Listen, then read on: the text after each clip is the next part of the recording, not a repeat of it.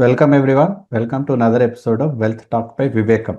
So ఈ వారం చివరికి ఫ్రైడే నాటికి నేను ప్రసాద్ గారు ట్రావెల్ చేస్తున్నాం కాబట్టి ఈసారికి సెషన్ అండ్ వీడియో కూడా మనం వెనస్డేనే షూట్ చేస్తూ ఉన్నాం. సో ఆ కరెంట్ మార్కెట్ ప్రైస్ ఏవైతే మనం చూపిస్తూ ఉంటామో కాస్త వేరియేషన్ ఉండొచ్చు. సో ఎప్పుడైతే మనం కంపెనీస్ గురించి డిస్కస్ చేస్తామో so please take care with that aspect. So Prasad garu వచ్చేసారు కాబట్టి let us take a stand. ఎందుకంటే లాస్ట్ ఫ్యూ వీడియోస్లో ఎక్కువ వరకు మనం జియో పాలిటిక్స్ పక్కన పెట్టేసి more or less industries and companies గురించి డిస్కస్ చేసాం. అండ్ అదే కైండ్ ఆఫ్ ట్రెండ్లో వెళ్దాం. కానీ maybe let us just take stock. అసలు ఎక్కడున్నాం అంటే ఈ సీసా బ్యాటిల్ జరుగుతూ ఉంది మధ్యలో. మళ్ళీ నిన్న మొన్న కాకపోతే కాస్త యుఏఈ మీద కాస్త రెన్యూడ్ అటాక్ అని చెప్పున్నారు. ఇరాన్ చేశారని కూడా మనం న్యూస్లో చూసాం. ట్రంప్ గారు వచ్చేసి లేదు, సీజ్ ఫైర్ స్టిల్ హోల్డ్స్, ఒక ఫుల్ టర్మ్ సొల్యూషన్ కోసమే మేము కూడా ఇంకా నెక్స్ట్ స్టెప్స్కి ప్లాన్ చేస్తున్నాం అన్నట్టు ఆయన చెప్తా ఉన్నారు. అండ్ ఆ యొక్క మేబీ న్యూస్ అండ్ ఆ యొక్క కైండ్ ఆఫ్ బాయన్సీ బట్టి అమెరికా మార్కెట్స్ కూడా ఏ రేంజ్కి చేరుకున్నాయి, ఒక పక్క సౌత్ కొరియా, ఒక పక్క జపాన్ కూడా ఏ ఏ రేంజ్కి చేరుతూ ఉన్నాయో అందరూ అట్లీస్ట్ న్యూస్లో చూస్తూ ఉండొచ్చు. So at least let us get a sense అంటే where are we right now. ఈ మార్కెట్స్ కాస్త క్లారిటీ ఎమర్జ్ అయితే జంప్ అయిపోతాయా? ఎలా ఉంటుంది సిచ్యువేషన్? అట్లీస్ట్ పాస్ట్ హిస్టరీ ఎలా ఉంటుంది అంటారు? యశ్వంత్, జియో పొలిటికల్ గురించి మనం ఎంత తక్కువ మాట్లాడితే అంత మంచిది. ఎందుకంటే ఆ ట్రంప్ ఏం చేస్తారో ఆయనకి తెలియదు. ఇరాన్లో ఐఆర్జీసీ వాళ్ళకి యూనిఫైడ్ కంట్రోల్ ఉందో లేదో తెలియదు. కాబట్టి ఏ రోజు ఎవరైనా సరే వాళ్ళకి ఒక రకంగా కొద్దిగా బ్యాలెన్స్ తగ్గితే మైండ్లో వీళ్ళన్నా గన్ పేల్చొచ్చు, లేకపోతే ఒక మిసైల్ పేల్చొచ్చు. పొరపాటున కనుక రెండో వాళ్ళ టార్గెట్ తగిలితే రెండో వాళ్ళు వెంటనే బాగా ఇరిటేట్ అయిపోయి మళ్ళీ రిటాలియేషన్ కూడా జరగచ్చు. అందువల్ల అవన్నీ పక్కన పెడదాం. ఒకటి మాత్రం అర్థం, ఇద్దరికి కూడా పీస్ కావాలి, సీజ్ ఫైర్ హోల్డ్ చేయాలని ఇద్దరికి మనసులో గట్టిగా కోరిక ఉంది. ఇవాళ రేపో వాళ్ళు ముందో వీళ్ళు ముందో ఎవరో ఒకళ్ళు తగ్గి ఖచ్చితంగా రెవల్యూషన్ అయితే రాక తప్పదు.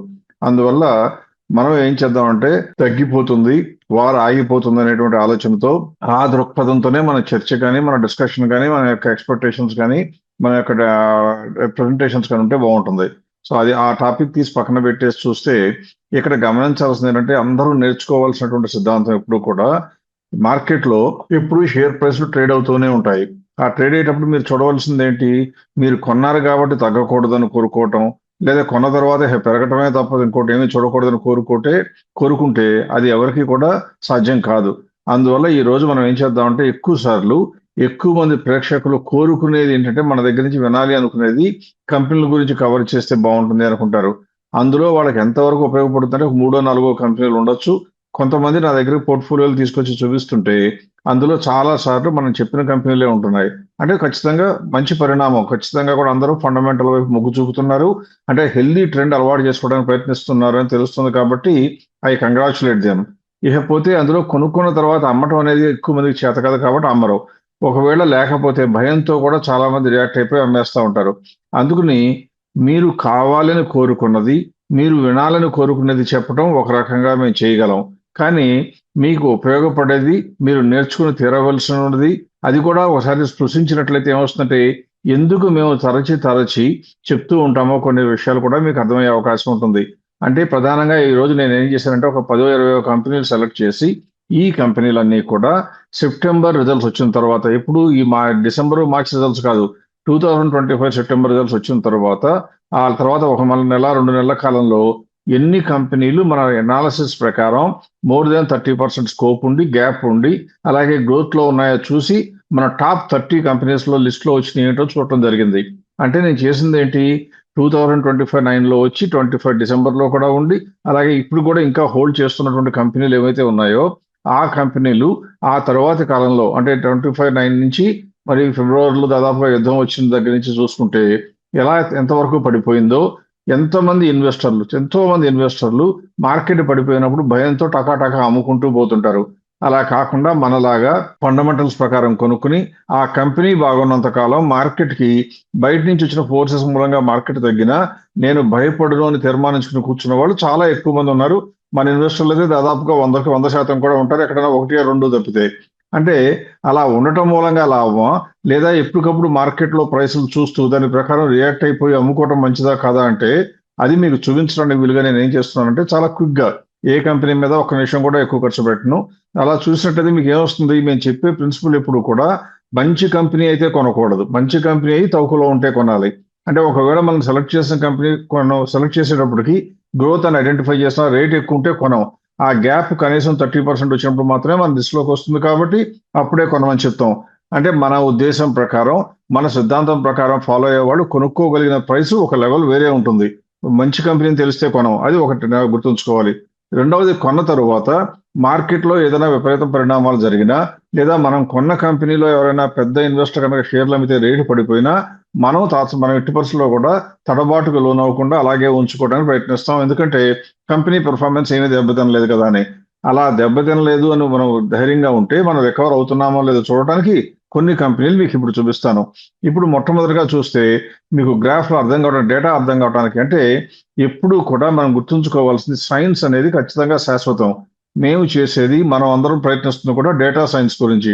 అంటే విపరీతమైన డేటా కలెక్ట్ చేసి ఆ డేటా ప్రకారంగా కంక్లూజన్ తీసుకుంటాం కాబట్టి మనం ఎప్పుడు కూడా ధైర్యంగా చెప్తా ఉంటాం. ఇక్కడ మీరు చూసినట్లయితే ఫస్ట్ మీకు స్క్రీన్ మీద కనబడుతుంది అనంతరాజ్ 11-15, అంటే దాదాపుగా నవంబర్ 15 రోజున మనం రికమెండ్ చేయడం జరిగింది. అంటే అప్పటికి గ్రోత్ లో ఉంది. ఇక్కడ మీరు స్క్రీన్ మీద చూసినట్లయితే అక్టోబర్లో 700 పైన ఉంది. ఆ రోజున మనం రికమెండ్ చేయడం జరగల.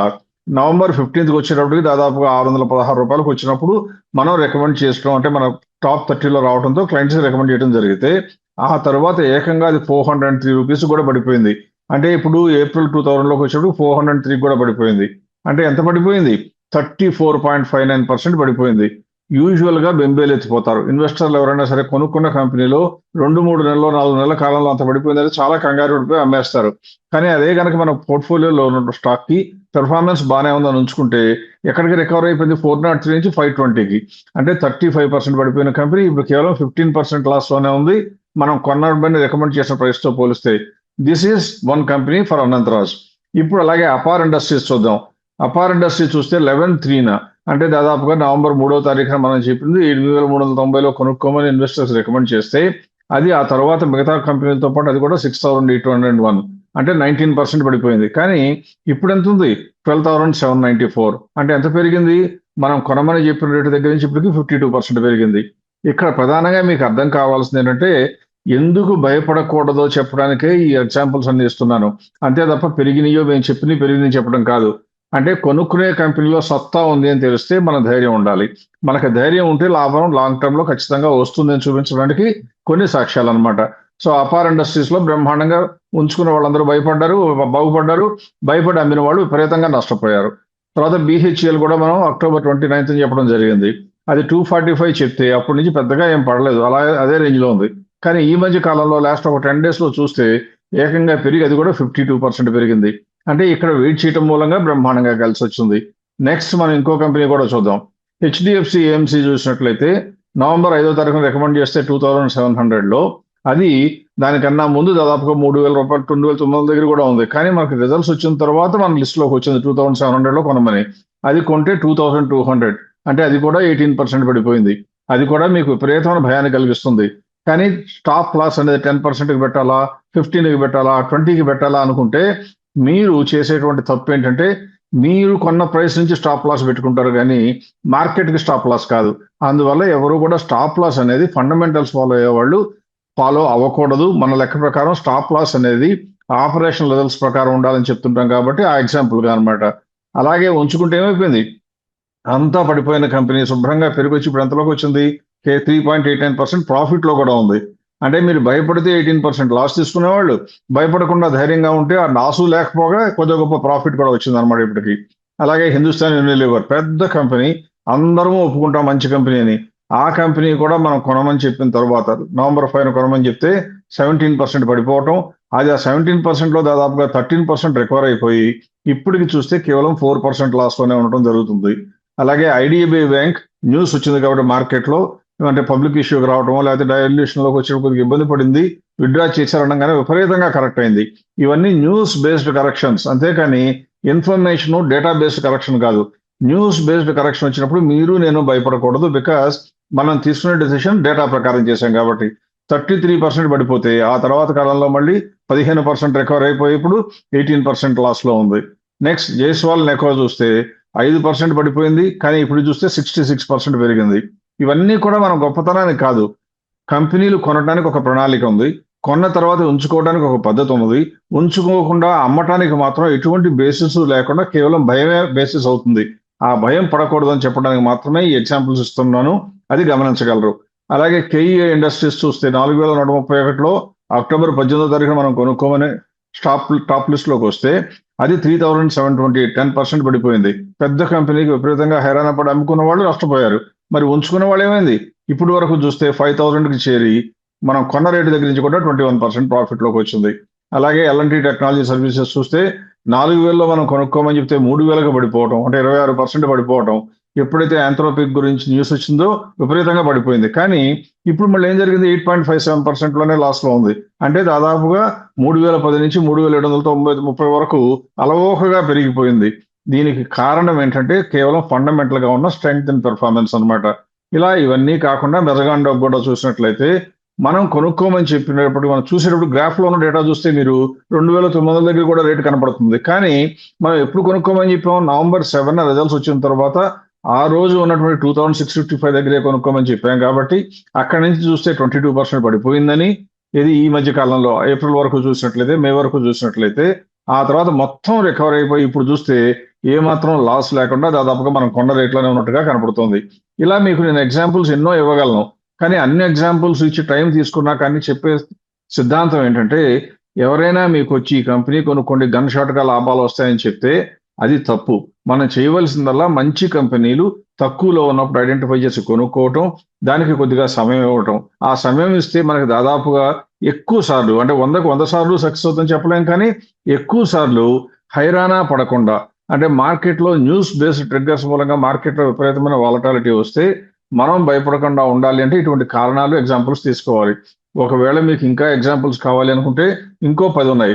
దాని గురించి ఎక్కువ చెప్పకుండా ఊరికే ఒకసారి నేను ఏం చేస్తానంటే I will run through the graphs. అప్పుడు మీకు ఏమొస్తుందంటే ఈ 10 కాదు ఎన్నో కంపెనీలు ఉన్నాయని మీకు కూడా తెలియటానికి అవకాశం ఉంటుంది. ఊరికే ఇప్పుడు చూడండి, నెట్వర్క్ టెక్నాలజీస్ 14% పడిపోయింది, 21% రికవర్ అయిపోయింది. అంటే 14 + 21 36% పెరిగింది. తర్వాత న్యూలాండ్ చూస్తే 35% పడిపోయింది. ఇప్పుడు చూస్తే కేవలం 9% లాస్ లోనే ఉంది. అలాగే ఇంకా మిగతా కంపెనీలు కూడా చూసినట్లయితే పీబీ ఫిన్టెక్ అంటే పాలసీ బజార్ చూస్తే 20% పడిపోయింది. ఇప్పుడు కేవలం 2% లో ఉంది. అంటే మొత్తం రికవర్ అయిపోయింది దాదాపుగా.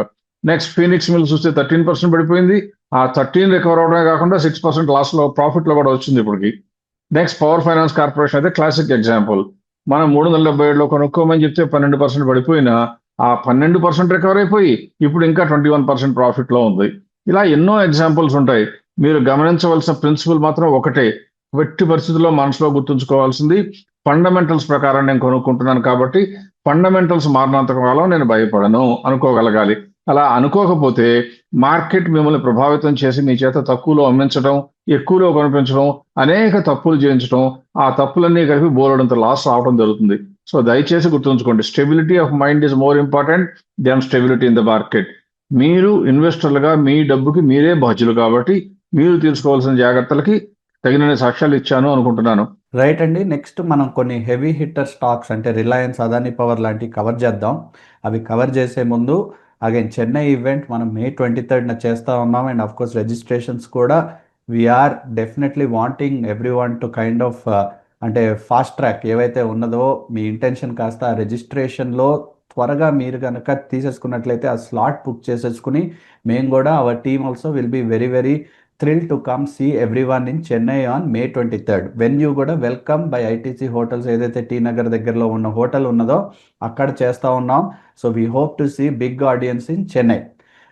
నెక్స్ట్ రిజల్ట్స్ అండ్ కంపెనీస్ గురించి డిస్కస్ చేసే ముందు Prasad garu maybe 1 or 2 pointers about Chennai, ఆ తర్వాత ఫస్ట్ అండ్ ఫార్మోస్ట్ రిలయన్స్ గురించి చూద్దాం. తప్పకుండా యశ్వంత్. మనం చెన్నైలో ఈవెంట్ చేయడానికి కారణం ఏంటంటే మన వీడియోలకు వచ్చే ఆధారంలో బెంగళూరు తర్వాత నెక్స్ట్ స్థానంలో ఉన్నది చెన్నై. అంటే చాలా మంది తెలుగు వాళ్ళు ఉండడం కారణం కావచ్చు. ఇందువల్ల మనం చెప్పగలిగింది ఏంటంటే చెన్నై ఈవెంట్ చేసేటప్పుడు ఇప్పుడు వరకు మనం చెప్పినటువంటి డేటా సైన్స్ గురించి ఎలా అయితే హైలైట్ చేసామో ఆ డేటా సైన్స్ కి సంబంధించిన సాక్ష్యాలతో సహా ప్రజెంట్ చేయటం, అంటే మనం చెప్పే ప్రిన్సిపల్స్ అన్ని కూడా ఏ రకంగా వ్యాలిడేట్ కాబడినాయో, అంటే ఎప్పుడు కూడా సైన్స్ అనేది ముందు థియరీ ప్రపోజ్ చేస్తారు, దానికి ఎక్స్పెరిమెంట్ కండక్ట్ చేసినాక సాక్ష్యాలు వచ్చినాక అది థియరం లేదా థియరీ అవుతుంది. మనం ఎప్పుడు కూడా చేసింది ఏంటంటే కంపెనీల తాలూకు ఇన్వెస్టర్స్ ఫాలో అవ్వాల్సినటువంటి ప్రిన్సిపల్స్ ఒక సిద్ధాంత పరంగా రాయటం జరిగింది. ఆ రాసినవే కనుక ఫాలో అయి ఉంటే ఎలా రిజల్ట్స్ వచ్చాయో టాబ్లెట్ చేయడం జరిగింది. అది ప్రత్యక్షంగా ప్రజెంట్ చేస్తాం. అంటే మెడ్రాస్ చెన్నై ఈవెంట్లో ఏం చేస్తాం మనం, వచ్చిన వాళ్ళు ఎవరైనా సరే నేను పలానా రోజున మొదలు పెట్టుంటే మీ ప్రిన్సిపల్స్ మీ రూల్స్ ప్రకారం ఎలా ఉండేదో చెప్పమంటే ప్రత్యక్షంగా వాళ్లే చూసుకోవడానికి వీలుగా ఉంటుంది ఒకటి. రెండవది, ఏ రోజున కొన్నా కూడా లాంగ్ రన్ లో ఉంచుకుంటే ఇండెక్స్ కన్నా మెరుగైన రిటర్న్స్ సిద్ధాంతపరంగా మన రూల్స్ ప్రకారం ఫాలో అవుతుంటే వస్తున్నాయి అనడానికి అనేక ఎగ్జాంపుల్స్ ఇవ్వడానికి సాధ్యపడుతుంది. వీటన్నిటికీ తోడు ఏ స్టాక్ గురించి మీకు కావాలన్నా, అంటే ఇన్వెస్ట్మెంట్ పై లాభం సంపాదించాలంటే మార్గం చూపించే మేము దానికన్నా కొద్దిగా అదనంగా ఒక స్టెప్లు ఎక్కువేసి మీకు కావాల్సిన ఏ స్టాక్ గురించి అయినా సరే ఇన్ఫర్మేషన్ మీరు మాతో కలిపి నడుస్తుంటే ఎలా సేకరించగలరో, ఆ కంపెనీ కొనుక్కోవడానికి అనువుగా ఉందో లేదో, లేదా అమ్మవలసినటువంటి అవసరం ఉందో లేదో తెలుసుకునే ఛాన్స్ కూడా ఉంటుంది. ఇలా అనేకమైనటువంటి వినూత్నమైనటువంటి ఆవిష్కరణలు చేశాం కాబట్టి మెడ్రాస్ ఈవెంట్కి, చెన్నై ఈవెంట్కి వచ్చే వాళ్ళందరికీ కూడా ఖచ్చితంగా అన్బిలీవబుల్ అడ్వాంటేజ్ ఉంటుంది మిగతా ఇన్వెస్టర్స్తో పోలిస్తే. దానికి సాక్ష్యం ఏంటంటే మనకి బోలెడంత మంది చెన్నైలో ఉండటం. ఉన్న క్లయింట్లందరూ వస్తే వాళ్ళకి అడిషనల్గా అడ్వాంటేజ్ ఏం రాకపోవచ్చు, కానీ ఇన్ఫర్మేషన్ తెలుస్తుంది. ప్రత్యక్షంగా మనము వాళ్ళని కలవడానికి అవకాశం ఉంటుంది. అందువల్ల చెన్నై ఈవెంట్కి మెడ్రాస్లో ఉన్న వాళ్ళే కాకుండా, అంటే నెల్లూరులో ఉన్నా, గూడూరులో ఉన్నా, దగ్గరలో ఉన్నటువంటి ఏదైనా ఊర్లో ఉన్నట్టే కనుక వాళ్ళందరూ కూడా రావచ్చు. ఇక్కడ మీకు అనుమానం రావచ్చు, చెన్నైలో తెలుగు వాళ్ళకన్నా ఎక్కువ మంది తమిళియన్స్ ఉంటారు కదా, వాళ్ళకి ఏమైనా ఉపయోగం ఉంటుందా ఎలా అనుకుంటారేమో. మనం చెప్పే ప్రతి లాంగ్వేజ్, ప్రతి సెంటెన్స్ కూడా వీలైనంత వరకు ఇంగ్లీష్లోనూ కవర్ చేయడం జరుగుతుంది, తెలుగులోనూ కవర్ చేయడం జరుగుతుంది. అంటే తెలుగు మాట్లాడే ప్రేక్షకుల కోసం తెలుగులో చెప్పడం, ఒకవేళ కనుక వచ్చిన వాళ్ళందరూ ఇంగ్లీష్లో కంఫర్టబుల్గా ఉంటే మెజారిటీ కనుక కమ్యూనికేషన్ ఇంగ్లీష్లో చేసినట్లయితే తమిళియన్స్ అయినా అర్థం చేసుకోవచ్చు, ఎవరైనా అర్థం చేసుకోవచ్చు. అందువల్ల కమ్యూనికేషన్ గురించి కంగారు పడకుండా మీ స్నేహితుల్లో కనుక ఎవరైనా కనుక ఉన్నట్లయితే, ఒకవేళ వాళ్ళు వేరే ఒక లాంగ్వేజ్ మాట్లాడే నేటివిటీ ఉన్న వాళ్ళైతే వాళ్ళని కూడా రిజిస్ట్రేషన్ చేయడానికి ఎంకరేజ్ చేయండి. నా లెక్క ప్రకారం నమ్మకంగా నేను చెప్పగలిగింది ఏంటంటే, మీరు కట్టే ప్రతి రూపాయి అందులో మోస్ట్లీ బహుశా హోటల్కి వెళ్ళిపోతుంది. ఆ ప్రతి రూపాయికి మీకు కనీసం 100 రూపాయల వరకు ఖచ్చితంగా లాభం వస్తుందని చెప్పగలం. అంటే మీరు నేర్చుకునేటువంటి ప్రిన్సిపల్స్ అన్ని జీవితాంతం ఉపయోగపడతాయి. కానీ మేము చెప్పేటువంటి అంశాలు ఆ గంటన్నర, 2 గంటలు, 3 గంటలు, మాక్సిమం 4-5 గంటలు ఉంటాం అనుకోండి. అంటే 10 నుంచి మొదలు పెడితే 3 దాకా ఉంటాం కాబట్టి 5 అవర్స్ టైంలో మీరు నేర్చుకునేది బహుశా మీరు జీవితంలో ఇప్పటి వరకు నేర్చుకున్న దానికి సమానం కన్నా కూడా ఎక్కువ ఉంటుంది. అంటే ఒకే ఒక్కసారి మనం కలవటం మూలంగా కమ్యూనికేషన్ పరంగా డేటా సైన్స్ని తెలుసుకోవటం, డేటా సైన్స్ ఎలా ఉపయోగపడుతుందో, ఎక్కువ పడిందో ఎంతమందికి తెలుస్తుంది, మనకు ఎలా పడుతుందో తెలుస్తుంది, ఎలా వాడుకోవచ్చో కూడా మీకు తెలుసుకునే అవకాశం ఉంటుంది. మాతో పాటు మా టీం అంతా వస్తారు కాబట్టి నా అంచనా ప్రకారం వచ్చిన ప్రతి ఇన్వెస్టర్ ఖచ్చితంగా స్మైలింగ్ ఫేస్తో ఇంటికి వెళ్తారని మాత్రం నేను అనుకుంటున్నాను. అందుకని వీలైనంత త్వరగా రిజిస్ట్రేషన్ చేసుకోండి. Depending on the registration space and number of people seeking to attend the event, దాని ప్రకారం మేము నెక్స్ట్ వీక్లో డెసిషన్ తీసుకోవడం కూడా జరుగుతుంది. యాజ్ ఇట్ ఈస్గా హోటల్ యశ్వంత్ చెప్పినట్టుగా వెల్కమ్ హోటల్ బై ఐటీసీ అందులో వెన్యూ చేయడం జరిగింది. టీ నగర్ ప్రాంతంలో ఉంటుంది కాబట్టి I hope it is well connected to anybody coming from out of station కూడా. రైట్ అండి. విత్ దట్ మనం రిజల్ట్స్ వైపు వెళ్ళిపోదాం. So first and foremost Reliance industries వచ్చి రిజల్ట్స్ డిక్లేర్ చేశారు. టాప్ లైన్ బాగా గ్రోత్ చూపించిన రిలయన్స్ ఏదైతే 2,94,000 crores ఇండిపెండెంట్గా స్టాండ్ అలోన్ క్వార్టర్ చూస్తుంటే నేను చెప్పేది సేల్స్, కానీ ప్రాఫిట్స్ ఏమో అంటే మనం ఇన్ని రోజులుగా ఇలాంటి కంపెనీలు ఏవైతే ఉన్నాయో ఆయిల్ టు కెమికల్ చాలా పెద్ద స్పేస్లో ఉండే రిలయన్స్ ఉంది కదా, ఈ డిస్రప్షన్ వల్ల ఎంతో లాభాలు సంపాదించిందేమో అని చాలామంది అనుకుంటా ఉన్నారు. ఇన్వెస్టర్స్ కూడా వాళ్ళ మైండ్లో ఉన్నది కూడా అదే. But at times of this kind of disruption ఇలాంటి మార్జిన్ స్క్వీజింగ్ అనేది చాలా సహజం. అండ్ అదే రిలయన్స్ కూడా చూస్తున్నది. ఎందుకనే మనం కూడా ఈ ఇండిపెండెంట్ క్వార్టర్ బదులుగా ఎప్పుడైనా ట్రైలింగ్ 12 months డేటా చూస్తాం. ట్రైలింగ్ 12 months డేటా చూస్తే కూడా ఆల్ ఆస్పెక్ట్స్లో వీరు ఎలా దూసుకెళ్ళిపోతున్నారో, రీటైల్లో ఒక్కొక్కరికి కాంపిటీషన్ లాగా వస్తూ ఉన్నారు, డిఫరెంట్ గార్మెంట్ సెగ్మెంట్లో కాంపిటీషన్లో వస్తూ ఉన్నారు. ఏవైతే వారి పుష్ ఉన్నదో డిజిటల్ లెవెల్లో కూడా వాళ్ళు చేసేదంతా కూడా numbers are now translating. But at least ఇండిపెండెంట్గా లేటెస్ట్ క్వార్టర్ చూస్తే కాస్త తగ్గినట్టున్న trailing 12 months at least is showing good trends. So Reliance ఇవాల్టి రోజు మన బిహీమత్కి ఏమంటారు? ఇండస్ట్రీ గురించి చెప్పే బదులు రిలయన్స్ గురించి చెప్పాలి అంటే, అంతకుముందు వరకు పెట్రోకెమికల్సే కాకుండా ఇది ఆయిల్ టు పెట్రోకెమికల్స్, టెలికామ్ అన్నీ ఉన్నాయి ఇందులో. అందువల్ల ఇవన్నీ కలిపి కొన్ని రోజుల్లో కంపెనీలు డివైడ్ కూడా కాబోతున్నాయి. ఈ కంపెనీ కొనుక్కోవడానికి ఉన్న పాజిటివ్ ట్రిగ్గర్ ఏమవుతుందంటే, ఈ బిజినెస్ ఎంపైర్స్ అన్ని కనుక వేరువేరుగా లిస్టింగ్ అవటం మొదలు పెడితే సమ్ ఆఫ్ వాల్యూస్ అంటాం, సమ్ ఆఫ్ పార్ట్స్ అనమాట. అంటే ఇందులో ఉండే ఒక్కో పార్ట్కే బోలెడంత వాల్యూ వస్తుంది. అంటే ఏమీ లేకపోయినా ఇలాగే కంటిన్యూ అయినా కూడా ఇప్పుడు ఇన్వెస్ట్మెంట్ చేస్తున్న వాళ్ళకి రాబోయే రోజుల్లో దాదాపుగా లాభాలు ఖాయంగా కనబడుతున్నాయి. Because every business is prospering. అందువల్ల గుర్తుంచుకోవాలి, this is a very good company to buy hold ఖచ్చితంగా. కాకపోతే మన ప్రిన్సిపల్ ప్రకారం ఇవాళ రోజున కొనాలా వద్దా అని చెప్తుంటే గ్రోత్ లో ఉందో లేదో చూస్తాం. ఒకసారి స్క్రీన్ మీద ఉన్నటువంటి డేటా మీరు చూసినట్లయితే నెట్ ప్రాఫిట్ మార్జిన్ ఇప్పుడు కొద్దిగా తగ్గినట్టుగా కనబడుతుంది, 9.51 నుంచి 9.04. కానీ ఎప్పుడు మనం చెప్తూ ఉంటాం, ఎప్పుడైనా సరే మార్జిన్ కాంట్రాక్ట్ అయినా పెద్ద కంపెనీ అయిపోయినాక కంటిన్యూస్ గా పెరగడం సాధ్యం కాదు. ఒకటి అలా దెబ్బలు తగలచ్చు. ఇలా జియో పొలిటికల్ టెన్షన్స్ మూలంగా అమెరికాకి ఇరాన్కి ఎంత పెద్ద యుద్ధం వచ్చి ఆ క్రూడ్ సప్లైస్ అన్ని డిస్టర్బ్ అయిపోయిన ఈ సమయంలో కొద్దిగా కాంట్రాక్షన్ రావడం చాలా న్యాచురల్ డెవలప్మెంట్. అందువల్ల 9.51 నుంచి 9.04కి వచ్చినా ఏ మాత్రం కంగారు పడక్కర్లేదు. అది పైగా మన థ్రెషోల్డ్ కన్నా కూడా తక్కువ ఉంది. 9.04లో 10% అంటే 0.9% వరకు తగ్గినా పర్వాలేదు మన లెక్క ప్రకారం. ఇది 9.04 అంటే ఓన్లీ 0.47, అందులో సగం మాత్రమే తగ్గింది. అందువల్ల మార్జిన్ కాంట్రాక్షన్ గురించి భయపడక్కర్లేదు. అది గమనించారు కాబట్టి రిజల్ట్స్ వచ్చిన తర్వాత ఈ కంపెనీ ప్రైస్ అమాంతంగా బ్రహ్మాండంగా పెరుగుతూ వస్తుంది. పెరగటం అనేది ముఖ్యం, పెరుగుతోంది. ఇంత పెరిగినాక ఇప్పుడు కొనుక్కోవచ్చా అంటే పెరక్క ముందైతే దివ్యంగా కొనుక్కోవచ్చు. ఇంత పెరిగిన తర్వాత మన ప్రిన్సిపల్స్ ప్రకారం 30% గ్యాప్ లేదు. ఎందుకంటే లెఫ్ట్ హ్యాండ్ సైడ్ కనపడుతుంది చూడండి, గ్యాప్ ఈజ్ ఓన్లీ 20.24% ఈ రోజున. అందుకని ఇక్కడ కొనుక్కునే కన్నా మీ దగ్గర స్టాక్స్ ఉంటే ఉంచుకోవాలి, లేకపోతే మాత్రం ఎక్కడ కొనుక్కునే బదులు ఇంతకన్నా మెరుగైన కంపెనీలు ఉన్నాయి కాబట్టి, రిలయన్స్ ఒక్కదానిలోనే సంపాదిస్తే డబ్బులు కాదు, మిగతా కంపెనీలు కూడా ఉన్నాయి కాబట్టి కొత్తగా కొనడానికి మాత్రం ప్రస్తుతానికి అనువుగా లేదు. లాంగ్ రన్ లో మాత్రం రిలయన్స్కి ఉన్నటువంటి అవకాశాలు అపారం. ఏ ఇన్వెస్టర్ అయినా హోల్డ్ చేస్తుంటే ధైర్యంగా అటు పెట్టుకోవాలి, కానీ అమ్మే ఆలోచన మాత్రం చేయకూడదు.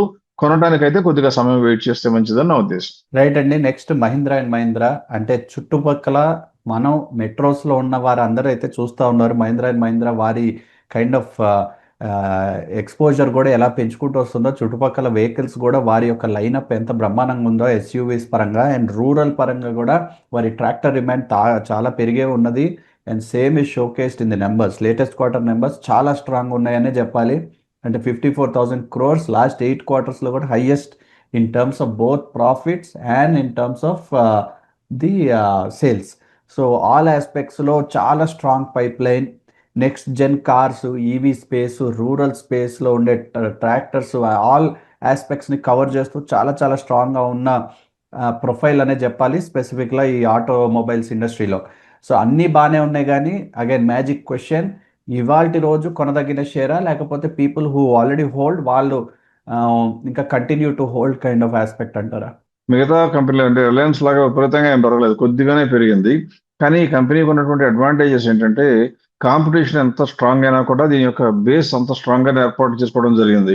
ఉదాహరణకి వీళ్ళు $22,000 $23,000 వాల్యూకి ఎలక్ట్రిక్ కార్ తీసుకొచ్చి 65,000 అమ్ముతున్న టెస్లాకి కాంపిటీషన్ ఇవ్వగలుగుతున్నారు. అలాగే BYD కారు కూడా దాదాపుగా కాంపిటీషన్ ఇవ్వగలుగుతున్నారు. అంటే అమెరికాలో కాదు, ప్రపంచం మొత్తంగా ఉన్న major leading producers of electric vehicles కూడా మహీంద్రా అండ్ మహీంద్రా బ్రహ్మాండమైన ఛాలెంజ్ ఇస్తుంది, దూసుకుపోగలుగుతుంది. అంటే వీళ్ళు ప్రైస్ కన్నా కూడా ఎక్కువ మార్కెట్ ని ఎక్వైర్ చేయడానికి చేస్తున్నారు.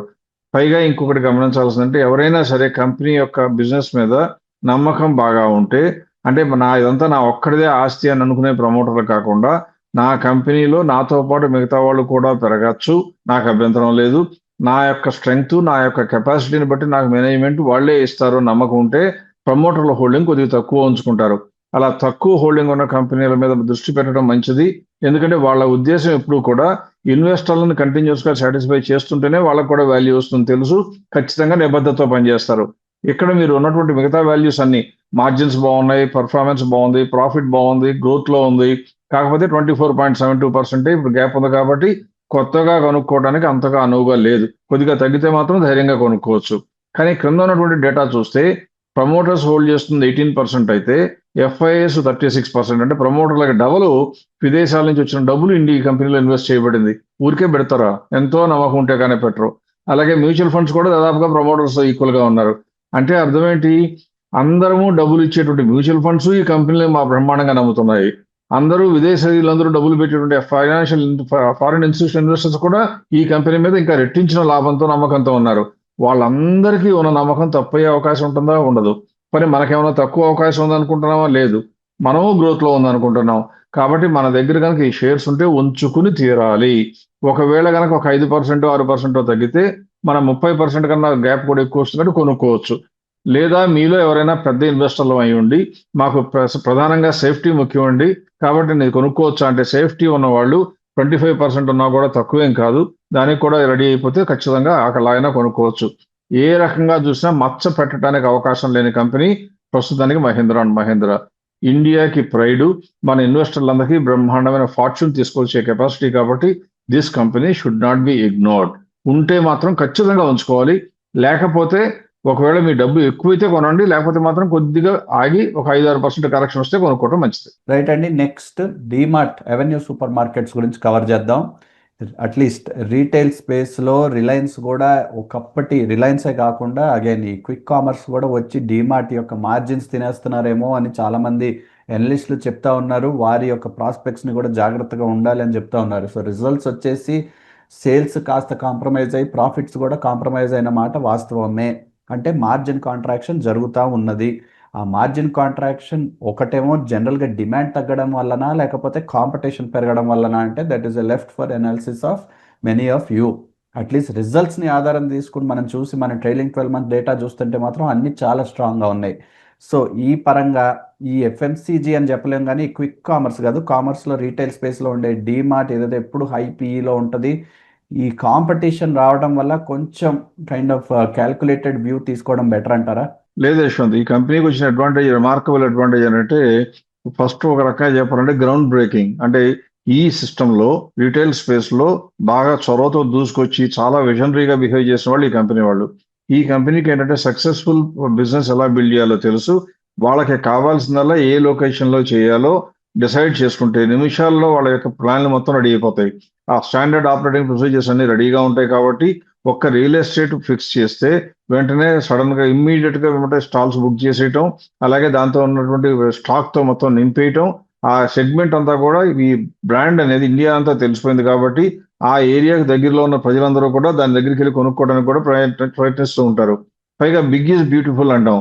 ఎప్పుడైతే వీళ్ళ యొక్క చైన్ ఆఫ్ స్టోర్స్ 100, 200, 500 అలా పెరిగిపోతూ ఉంటుందో వీళ్ళు ప్రొక్యూర్ చేసేటువంటి క్వాంటిటీస్ కూడా విపరీతంగా పెరగడంతో సప్లయర్స్ అందరూ కూడా ఖచ్చితంగా తక్కువ రేటుకి ఇవ్వటం, అప్పు మీద ఇవ్వటం, అంటే ఇంట్రెస్ట్ లేకుండా అప్పు మీద కూడా సప్లై చేయడానికి ముందుకు వస్తారు.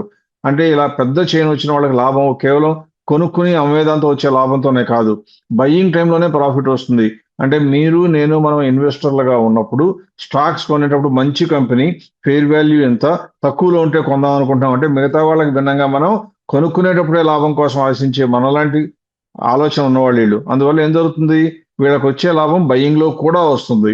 పైగా ఎప్పుడైతే ఎక్కువ బ్రాండ్లు స్టోర్స్ ఉంటే వీళ్ళ స్టోర్స్ లో మార్కెటింగ్ చేయడానికి ఎవరైతే వస్తువులు అమ్మడానికి లాంచ్ చేయడానికి వస్తూ ఉంటారో వాళ్ళు వీళ్ళకి షోరూమ్ లో షెల్ఫ్ కూడా స్పేస్ ఇస్తారు. అంటే మీరు కనుక ఒక కొత్త కూల్ డ్రింక్ ఇంట్రడ్యూస్ చేస్తాను అంటే ఆ షెల్ఫ్ లో పెట్టుకోవడానికి మీరు వాళ్ళకి ఎదురు ఇవ్వాలి. అంటే వాళ్ళు అమ్మితే మీకు డబ్బులు ఇవ్వడం కాకుండా మీ ప్రోడక్ట్ లాంచ్ అవ్వాలి అంటే మా 500 స్టోర్స్ లోనే మిమ్మల్ని పెట్టుకొని ఇస్తామంటే షెల్ఫ్ కింద వీళ్ళు కూడా సప్లై పే చేసేటువంటి అవసరం ఉంటుంది. అందువల్ల వీళ్ళకి ఆపర్చునిటీస్ చాలా ప్లెంటీగా ఉంటాయి.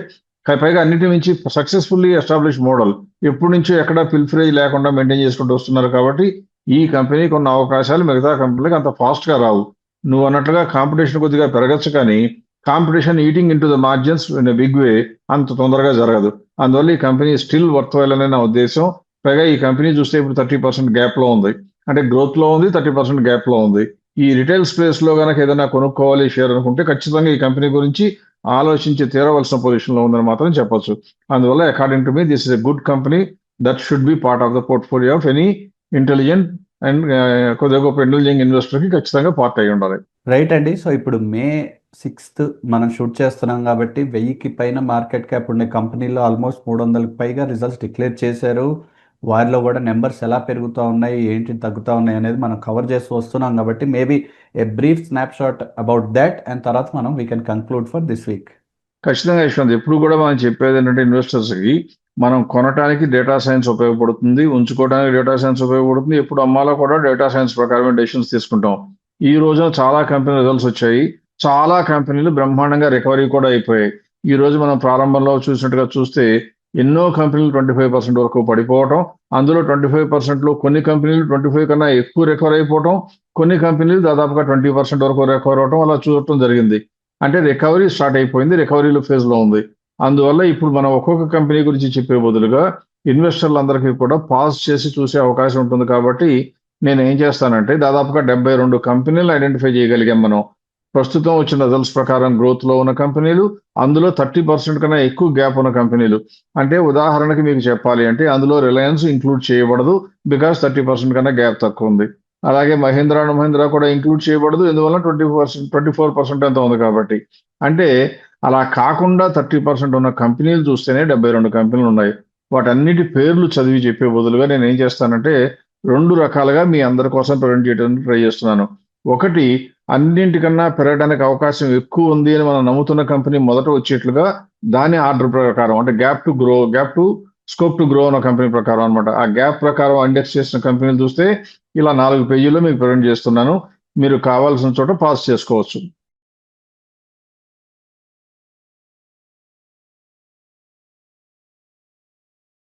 అలాగే కొంతమంది ఏమడుగుతారంటే పర్టికులర్ సెక్టర్ గురించి చెప్పండి అంటారు. ఇందులోనే సెక్టర్ పేరు రైట్ సైడ్ ఉన్నా కానీ చూడటం పైనుంచి కిందకి కన్ఫ్యూజన్ ఉద్దేశంతో అదే లిస్ట్ ని ఇంకొకసారి సెక్టర్ వైజ్ గా కూడా ఇండెక్స్ చేసి ఆ 4 పేజీల్ని మళ్ళీ ప్రజెంట్ చేస్తున్నాను.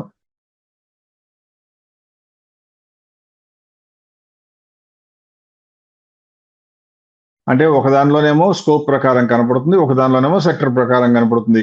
ఏది కావాలన్నా చిటికలో మీరు పట్టించుకోవడానికి వీలుగా, ఐడెంటిఫై చేయడానికి వీలుగా ప్రజెంట్ చేయడం జరిగింది. I hope this information will be helpful. 72 jewels in the market as of today are now available for you. మీరు ఏది కొనుక్కుంటారో, ఎంతకాలం ఉంచుకుంటారో అనేది మీ నిర్ణయం పైన ఆధారపడి ఉంటుంది. But we wish you good luck. Right అండి. విత్ దట్ మనం let us conclude for this week. Let us meet again next week for Wealth Talk.